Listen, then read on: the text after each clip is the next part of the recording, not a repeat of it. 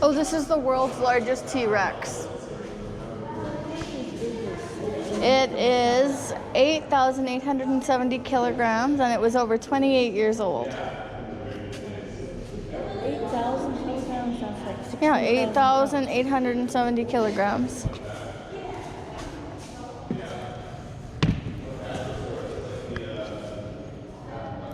Oh, and they even still have some missing bones that like they haven't found yet. Oh yeah. The Watkins bottle there. Mm-hmm. And there'd be a Watkins salesman and he'd go around and stop at farm to farm and sell his goods. Yes, and I can remember that as a kid growing up, and I always thought it was so exciting when they came. I remember them coming to my dad's. Oh, and his car, he had this old car, and the outside of it, he had a great big suitcase strapped to the back of it, and then he would open the back seat door, the doors to the back seat, and it would be full. You'd get a yardstick from different businesses Yes, that you yes. supported. They handed them out. They gave him, usually at Christmas time, they gave Yeah. him. I remember then getting, sometimes the calendar had a little Yes. thermometer on it Yes, yet. yeah. And this phone, Alicia, I can still remember when Oma and Opa had a phone like this. You crank that thing on the side, and that would go to the operator, and then you'd tell them who you want to talk to, and she'd do the lines in her office. Then you'd talk into there and hold that on your ear. Yeah. I still remember we had 9 people on our party line. Every spring you had to go get a new license plate. And usually it was a different color from the year before, so that they could see if you renewed your plate, Alicia. Now you don't have to do that because they can, Yeah, they each have different years on them, 1923, 1924, and then they have 57 Saskatchewan, 64 Saskatchewan, Diamond Jubilee, 66. He doesn't have an F plate in there. They used to have an F in front of the number. That meant it was a farm truck. yeah. What does E mean? Maybe this gentleman knows. I don't know what E on 39 would have meant. Some of the license at one time, I don't know just 100% sure, but in the 1950s, 55, from 1950 up, the license plate, the number meant the town. Because my dad went to Winnipeg in 1955 and bought a brand new car. And he bought a permit to get it home, but the permit only was good till he got into Saskatchewan, and then he had to stop somewhere. And he said when he come across the border between Manitoba and Saskatchewan, the first town wasn't open yet.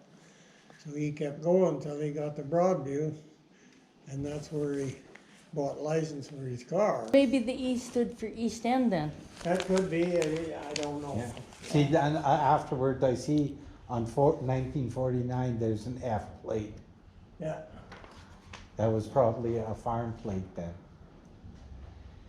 yeah, that'd be. Oh yeah, there, okay. Yeah. And then the 1921 and 1922s have little stickers, or like not stickers, Yeah, but. they were different colors too, you see, so they could. And then still- 1944 had paper certificates. Yeah, that was probably during was the it. Second World War. They were trying to save on tin. Yeah.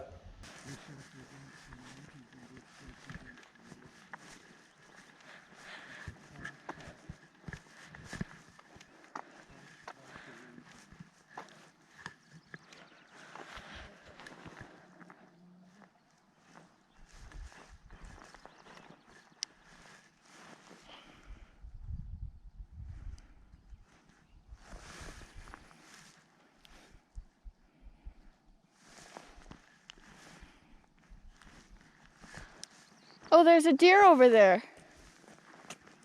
It's behind the bush. It's behind that bush over there.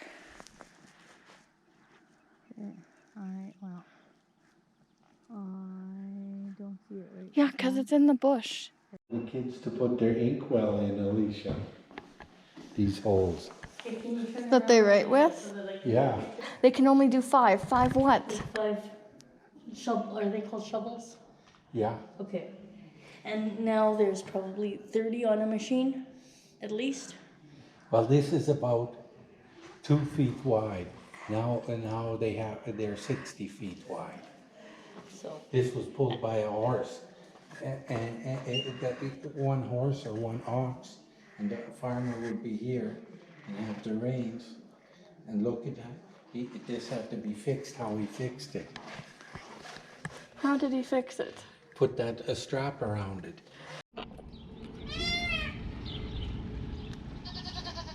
well, look at the peacock has her tail feathers up. Yeah, that's too far The away. peacock has her tail feathers up. Here, hold this. It's recording? Yeah, it's recording. Hi. Okay.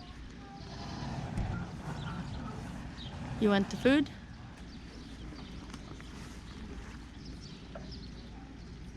Is that good? Okay.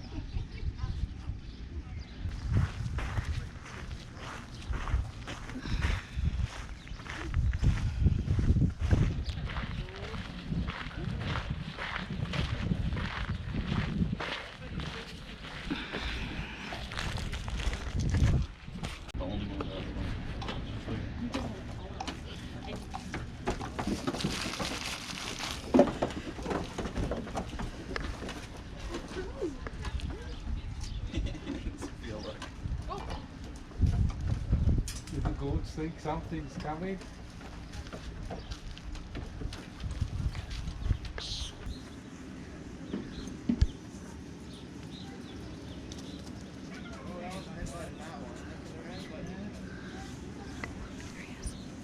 Walk slowly.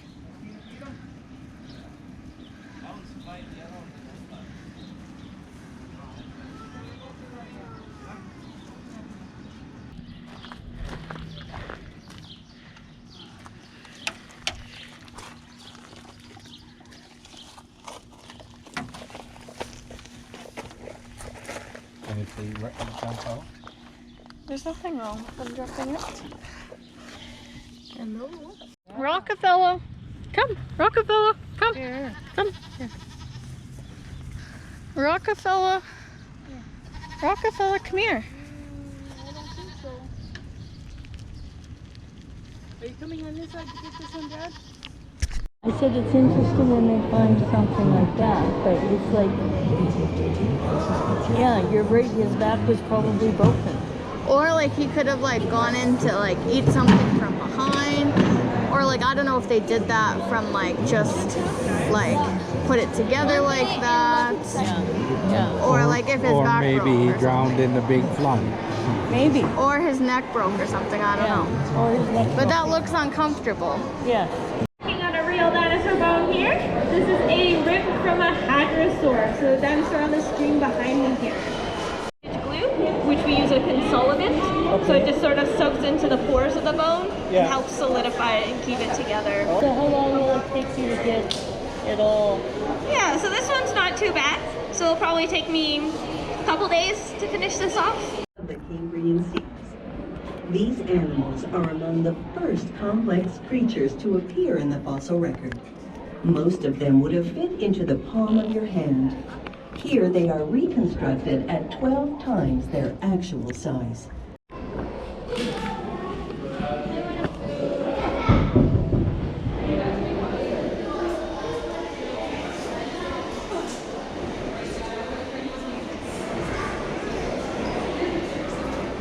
Oh, it was supposed to be that one. Not that one. Maybe that one. Not that one. Probably that one. Maybe that one.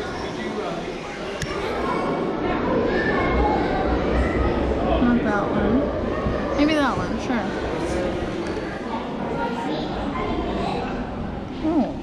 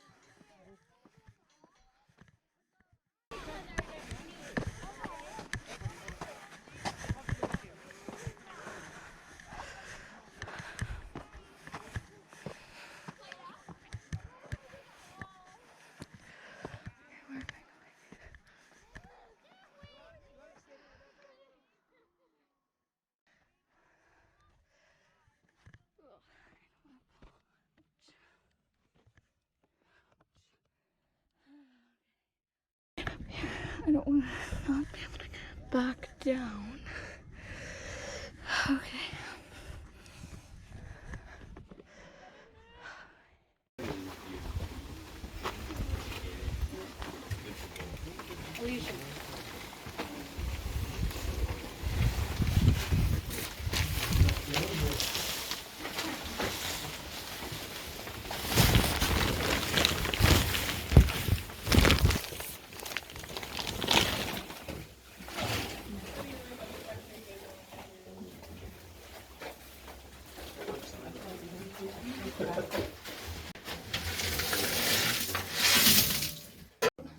For 200 feet and sort of build that tunnel and get out as much coal as you can. And then after 200 feet, you would pull the timbers out and let that room collapse.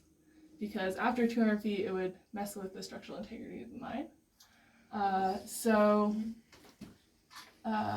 The train would be in these main tunnels, and then these smaller tunnels where the ponies might be. And if you were working in one of these farthest rooms, it could be as much as a 40-minute train ride to work in the morning. So the train would bring the workers in and the coal out. And so that's eventually why they shut down this mine, the Atlas III, is because it became too expensive to haul the coal from the farthest part of the mine all the way to the entrance. And so that's why they opened up the Atlas IV. In here, there's this orange paint here. So we'll talk about this a little bit in the tipple, but you can sort of wonder why they may have had orange paint here at the mine. I think I might have already told you guys. You said somebody liked the little orange specks on the coal or something? Yeah. And so sometimes they put, on not everyone, right? Or did On they put every coal. Oh, Well, okay, so we had two brands of coal here. We had New Rico coal, so that's just straight up black coal, but if you were buying the wildfire coal, that one had, yes, the orange sprinkles of paint on it.